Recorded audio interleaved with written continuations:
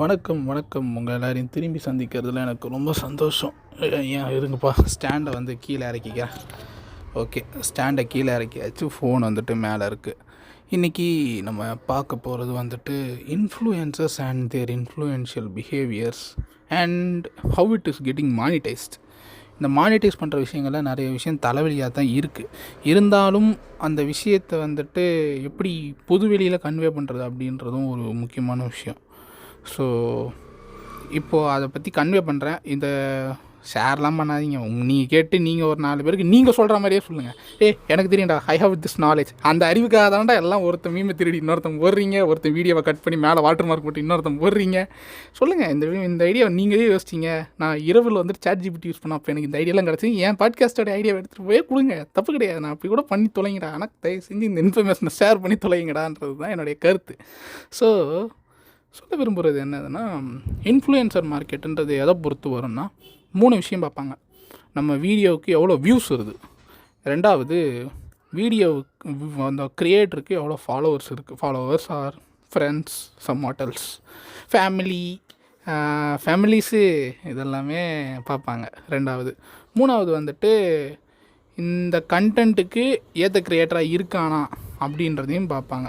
3வது வந்துட்டு நம்ம எதுவுமே சொல்ல வேணாம். 3வது வந்துட்டு அவங்க கண்டிப்பாக அந்த விஷயத்தில் கரெக்டாக தான் எடுக்கிறாங்க, கரெக்டான கிரியேட்டர்களை சூஸ் பண்ணுறாங்க. மிச்சம் 2 விஷயம் வந்துட்டு கரெக்டாக இருக்கானா கிடையாது.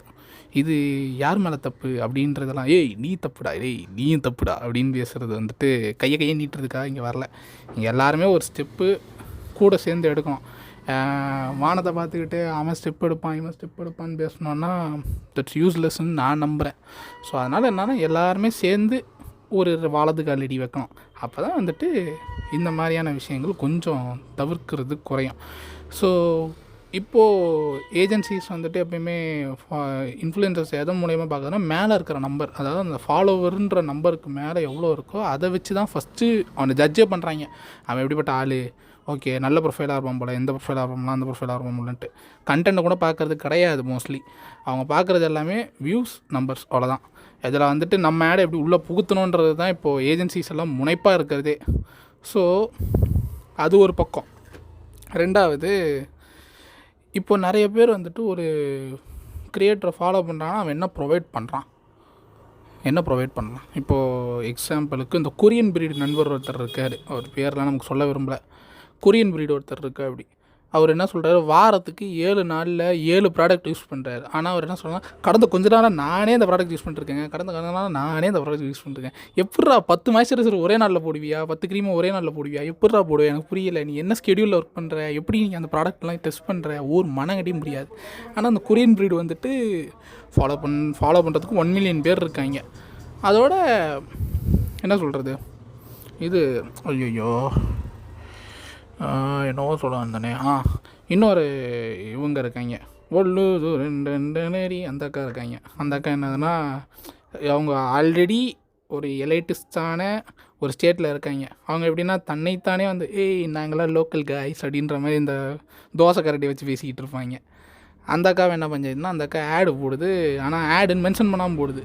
பிரச்சனையே அதுதான். உன்னை ஃபாலோ பண்ணுறவங்களுக்கு நீ வேல்யூ ப்ரொவைட் பண்ணணும். நீ வேல்யூ ப்ரொவைட் பண்ணுறேன்னா எனக்கு தெரியலப்பா. இன்னொன்று வந்துட்டு என்னதுன்னா, ஆடுன்னு போடுற இடத்துலலாம் வந்துட்டு அப்படியே அந்த எமோஷனை கன்வே பண்ணுறேன் நான் அப்படின்னு சொல்லிட்டு அப்படியும் போடுறதில்ல. இப்போ போடுறாங்கன்னு நினைக்கிறேன், போடுறாங்கன்னா நல்ல விஷயம், போடலைன்னா பிரச்சனை இல்லை.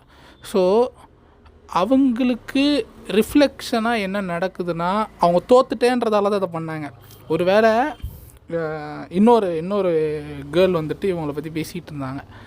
அந்த கேர்ள் அவங்க பேர் சரி, இவங்க பேரையே அவங்க பேரையே சொன்னேன்னா அப்புறம் நீ அவள் சொம்பு தானே அப்படின்றானுங்க. எதுக்குடா வம்பு, எனக்கு வேணாம். அந்த பொம்பளை இந்த பொம்பளை பேசிகிட்டு இருந்தாங்க. அந்த பொம்பளை வந்துட்டு ரைட்டுன்னு ப்ரூவ் ஆகிடுச்சு. அதாவது பெருவாரியான மக்களால் அது ரைட்டுன்னு ப்ரூவ் ஆனதுனால என்ன பண்ணிட்டாங்க, இந்த தோசை கரண்டி அக்கா வந்துட்டு திடீர்னு சாரி நான் வந்துட்டு ஆடுன்னு தெரியாமல் தான் பண்ணேன், ஓ மை காட் அப்படின்னு சொல்லிவிட்டு அவங்க அப்பாலஜைஸ் அப்படின்னு சொல்லி முடிச்சுட்டு போயிட்டாங்க. Okay done. ஆனால் இப்படி ஓகே, ஒரு வேளை பெருவாரியான மக்கள் வந்துட்டு இப்படி குழுமி நின்று சொன்னாங்க. ஓகே, இப்போ டெக் சூப்பர் ஸ்டார் எடுத்துக்குவோம். டெக் சூப்பர் ஸ்டார் வந்துட்டு டெக் பாஸ்ன்ற ஒரு சேனலுக்கே நாமத்தை போட்டுட்டு, டெக் பாஸ்ன்ற சேனலுக்கு மட்டும் நாமத்தை போடல, இது ஆடியன்ஸான நம்மளுக்கும் நாமத்தை போட்டு ஒரு வீடியோவுக்கு 7,00,000 ரூபா சார்ஜ் பண்ணுறாங்க. அனிமேட்டருங்க நான் 35 செகண்டுக்கு 15,000 தான் சார் சார்ஜ் பண்ணுறேன் நான். சார் பாருங்கள் சார், என் நிலைமையை பாருங்கள் சார், வித்து கரெக்ஷன் கொடுக்குறேன் சார், ஒர்க் ஃபைல் தர மாட்டேன், அது வேறு. ஒர்க் ஃபைல் கொடுக்கணுன்னா எக்ஸ்ட்ரா 15,000 கொடுக்கணும், அது வேறு கதை. மோஷன் கிராஃபிக்ஸ் ஆர்டிஸ்ட் சார், நானே 15,000 தான் சார் வாங்குறேன் 35 செகண்ட் வீடியோவுக்கு. ஆனால் அவன் 7 நிமிஷம் வீடியோ பண்ணுறான், 7,00,000 ரூபா வாங்குறேன் சார். ஒரு நிமிஷத்துக்கு 1,00,000 ரூபா, how is it possible? No, not at all.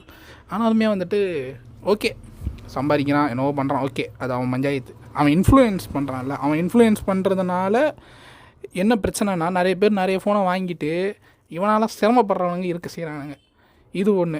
இப்போது முன்னாடி சொன்னால பெருவாரியான மக்கள் வந்துட்டு அதை அக்செப்ட் பண்ணால் அதை அக்செப்ட் பண்ணிட்டு போகிறாங்க இருக்காங்க. சிலர் வந்துட்டு அதை அக்செப்ட் பண்ண மாட்டாங்க. லைக் இந்த டெக் சூப்பர் ஸ்டார் நண்பர் மாதிரி அவர் வந்து வரதட்சணை கேஸில் இப்போ மாட்டியிருக்காரு. அது எடுத்து வந்துட்டு இப்போ இந்த மாதிரி ஃபேக் ப்ராடக்ட் வந்துட்டு ஸ்பான்சர் போட்டு இது பண்ணுறது. இப்போயுமே இந்த டெக் சூப்பர் ஸ்டாரில் ஸ்பான்சர் தான் அடிச்சுன்னுங்கிறாரு. சாம்சங் ஃபோன் சூப்பர் அப்படின்ற மாதிரிலாம் போட்டு அடிச்சு பூன்றாரு. சரிங்க, நீங்கள் அடிங்க, நான் உங்களை பிளாக் பண்ணிட்டேன். அதுக்கப்புறம் பார்த்தா இன்ஸ்டாகிராமில் வந்தார், இன்ஸ்டாகிராமில் பிளாக் பண்ணிட்டேன். அதுக்கடுத்து ட்விட்டர்லேயும் வராரு, ட்விட்டர்லேயும் பிளாக் பண்ணிட்டேன். நான் என் சைட்லேருந்து என்னால் முடிஞ்ச வரைக்கும் எல்லா இடத்துலையும் அவரை பிளாக் பண்ணிடுறேன். ஆனாலும் என்னதுன்னா, இவங்களை இப்போ நான் பிளாக் பண்ணுறேன், இதே மாதிரி எல்லோரும் பிளாக் பண்ணுவாங்களான்னா கிடையாது. ஏன்னா அவங்க மூலயமா இவங்களுக்கு ஒரு இன்ஃபர்மேஷன் கிடைக்குதுன்னு அவங்க நம்புகிறாங்க. ஆனால் உங்களுக்கு ஒரு சீக்ரெட்டான ட்ரிக்ஸ் என்னதுன்னா, ஒரு பொண்ணை ஃபாலோ பண்ணுற மாதிரி தான் ஒரு க்ரியேட்டரை ஃபாலோ பண்ணுறது. அந்த பொண்ணை நீங்கள் எவ்வளோக்கு எவ்வளோ வந்துட்டு தப்பு பண்ணாலும் பரவாயில்லன்னு ஏற்றுக்கிட்டே இருக்கீங்களோ, அப்போ அந்த பொண்ணு என்ன பண்ண ஆரம்பிக்கும்னா அந்த தப்பை பெருசாக பண்ண ஆரம்பிக்கும். அது பையனாக இருந்தால் சரி, பொண்ணாக இருந்தால் சரி. இப்போ உடனே நான் பொண்ணை சொல்லிட்டேன், டேய் ஆணாதிக்கவாதியே அப்படின்னு. நோ, அது பையன் பண்ணால் தப்பு, பொண்ணு பண்ணாலும் தப்பு. யார் பண்ணாலுமே எனக்கு இந்த ரிலேஷன்ஷிப் செட் ஆகலை, வெளியே வந்துடுறேன்னு வர்றது எவ்வளோ ஹெல்த்தியான விஷயமோ, அதே மாதிரி இந்த க்ரியேட்டரும் முளை மாதிரியாக இருக்கான், ஊரை அடித்து உலையில போடுறவனாக இருக்கான், இவனை விட்டு வெளியே வர்றது எனக்கு நல்லது அப்படின்னு தோணுச்சுன்னா வெளியே வர ஆரம்பிச்சிட்டிங்கனாலே நல்லது. அவன் காட்டுவான், அவன் வந்து நமக்கு வந்துட்டு சில விஷயங்கள் கிம்மிக்ஸ் காட்டுவான். எப்படின்னா, இது எப்படி உனக்கு தெரியும்னு கேட்காதீங்க, அதெல்லாம் சொல்ல மாட்டேன். என்ன கிமிக்ஸ்லாம் பண்ணுவாங்கன்னா, ஃபேக் ஃபாலோவர்ஸ் கொண்டு வருவாங்க, ஃபேக் வியூஸ் கொண்டு வருவாங்க. ஏன்னா அவங்களுக்கு அட் தி எண்டு பொழப்பாக இருக்கிறது என்னதுன்னா, இது அந்த வீடியோவும் வியூஸும் தான். அவன் எப்படியே யாரையும் ஏமாற்றி சம்பாரிச்சிட்டு போட்டான் அப்படின்னு சொல்லிட்டு அவனை ஒரு ஓரமாக விட்டுருங்க. நிறைய பேர் ஃபாலோ பண்ணி அவன் பெரிய இன்ஃபர்மேஷன் கொடுக்குறவன் அவன் நம்புகிறாங்க இன்றைக்கி வரைக்கும். நான் என்ன சொல்கிறேன், அவன் இன்ஃபர்மேஷன் கொடுக்குறவன் கிடையாது. அவனை தடுக்கி விட்டால் 1000 பேர் இருக்காங்க. இப்போது இவன் டெக் சூப்பர் ஸ்டாரை தள்ளி விட்டுட்டேன். டெக் சூப்பர் ஸ்டாரையும் இன்னொருத்தர் சிவபரணின்னு ஒருத்தர் இருக்கார். இப்போ இவருக்கு வந்து ப்ரொமோஷனாக கிடையாது. அவரை நான் வந்து என் ஃபோன் இப்போ நான் வச்சுருக்க சாம்சங் S24 வாங்குறதுக்கு முன்னால் இருந்தால் அவர் நான் ஃபாலோ பண்ணிக்கிட்டு இருக்கேன். இந்த ஃபோனே நான் அவருடைய இதில் வச்சு தான் வாங்குகிறேன். அதே மாதிரி சுதர்ஷன் ரிவ்யூவையும் நான் பார்த்துட்டு தான் வாங்குகிறேன். இந்த 2 ரிவ்யூவும் பார்த்துட்டு நான் வாங்குகிறேன். சிவபரணியில் வந்துட்டு என்னதுன்னா, கேமரா டெஸ்ட்டு எல்லாமே இருக்குது, எல்லாமே ஓகே. ஆனால் அவங்ககிட்ட என்ன பிரச்சனைனா, அவங்களால எல்லா டாப்பிக்கையும் ஒரேடியாக கவர் பண்ண முடியாது. மெயின் ஸ்ட்ரீமில் இருக்கிற ஓரளவுக்கு டாப்பிக்கும் கொஞ்சம் ரெட்ரோ டாப்பிக்கும் எப்படின்னா 50-50 இருக்கும் அவங்க சேனலில். எப்பயுமே ஒரு வீடியோஸ் எல்லாத்துலேயுமே வந்து 50 ரெட்ரோ 50 கரண்ட், 50 ரெட்ரோ 50 கரண்ட், அந்த இது மிக்சடில் இருக்கும். ஸோ அதனால் அவங்க சுதர்ஷன் கொடுக்குற இன்ஃப்ளூயன்ஸை விட அவங்க கொடுக்குற இன்ஃபர்மேஷனும் இன்ஃப்ளூயன்ஸும் வந்துட்டு ரொம்ப ஹெல்த்தியாக இருக்குது, நல்லா இருக்குது. இப்போ பிரச்சனைனா கூட அவங்களுக்கு டெலகிராம் குரூப் இருக்குது. ஏதாவது பிரச்சனைனா சிவபரணியே இறங்கி வந்து பேசுவார். இன்றைக்கி வரைக்கும் அவருக்கு வந்துட்டு 1,00,000 சப்ஸ்கிரைபர்ஸ் இருக்குது. 8,000-10,000 பேருக்கு மேலே டெலகிராமில் ஃபாலோ பண்ணாங்க. இன்றைக்கி வரைக்கும் அவர் இறங்கி மெசேஜ் அடிக்கிறாரு. அவர் கூட இருக்கிறவங்களும் ஹெல்ப் பண்ணுறாங்க. இது கம்யூனிட்டி. ஒருத்தர் இன்ஃப்ளூயன்சராக மாறி காசு சம்பாரிச்சிட்டு போகிறதுக்கும் ஒருத்தர் வந்துட்டு இன்ஃப்ளூயன்சராக இருந்து ஒர்க் பண்ணுறதுக்கும் வித்தியாசம் இருக்குது, கம்யூனிட்டியாக ஒர்க் பண்ணுறதுக்கும். ஸோ அந்த விதத்தை பார்க்கும்போது டெக் சூப்பர் ஸ்டாரை விட சிவபரணி எவ்வளோ மேல்.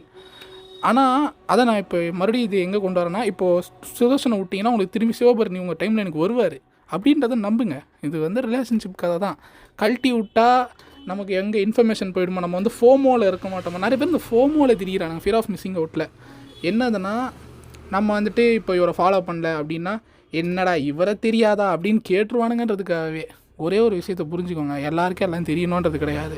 இன்றைக்கி நான் வந்து க்ரீன் சோல் சேரில் உட்காடுறேன், எனக்கு ட்ராகோ சேர் எப்படி இருக்குன்னு தெரியாது. ட்ராகோ சேர் வச்சுருக்கேன், என்ன சொல்லலாம், என்ன மச்சான் இது கூட யூஸ் பண்ணலையான்னுவான். அது அவன் பஞ்சாயத்து. அது உங்ககிட்ட காசு இருக்கு, நீ வாங்குற. என்கிட்ட க்ரீன் சோல் சேர் தான் என்னால் வாங்க முடியும். நான் அதை வாங்கி வச்சு நிம்மதியாக இருக்கேன்.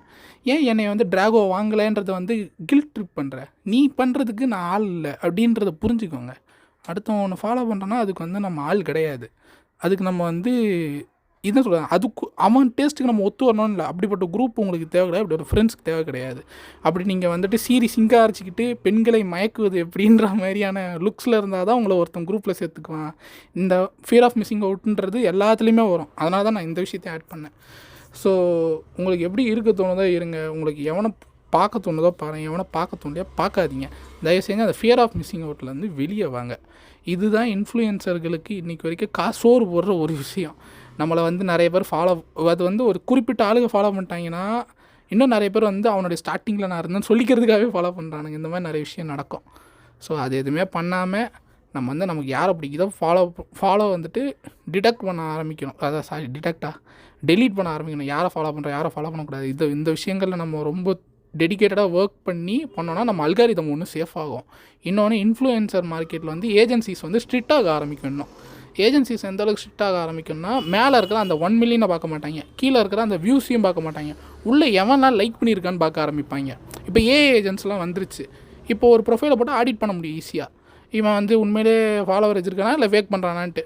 அதிகபட்சம் அவன் உனக்கு காட்டுவான். எப்படி காட்டுவான்? என் வீடியோ ஒரு 10 மில்லியன் வியூஸ் போகுது, நான் வந்து 3 லட்சம் 8 லட்சம் ஃபாலோவர் வச்சுருக்கேன், 8 லட்சம் சப்ஸ்கிரைபர் வச்சுருக்கேன் அப்படின்ட்டு. 8 லட்சமும் ஃபேக்காக இருக்கும். ஆடிட் போட்டு எடுத்தானா உருவி எடுத்துருவானுங்க. அவனை விசாரணை படத்தில் வர மாதிரி லத்தியை விட்டு. ஸோ அதனால் வந்துட்டு நம்ம எடுக்கிற கட் ஃபீலிங் கரெக்டு அப்படின்றதுல என்றைக்குமே இருங்க. நம்ம ஒரு வேளை ஊரை விட்டு ஒதுக்கிடுறாங்க, ஊரை விட்டு ஊரோடு ஒட்டாமல் இருக்கிறது, அந்த மாதிரியான விஷயங்கள் யோசிக்காதீங்க.